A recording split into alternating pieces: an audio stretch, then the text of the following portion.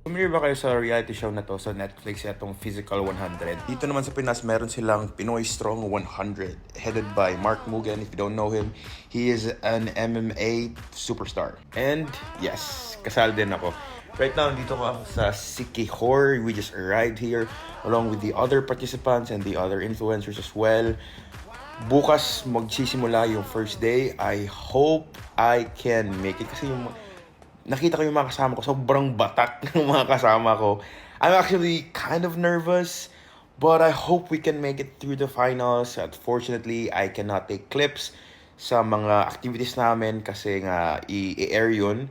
But pwede naman raw mag-shoot ng mga gatong videos behind the scenes. So I will continue to update you guys. But with that, rest muna kami dito. And yeah, excited to do the activities sa Physical 100. Let's go! Familiar ba kayo sa reality show na to sa Netflix, itong Physical 100?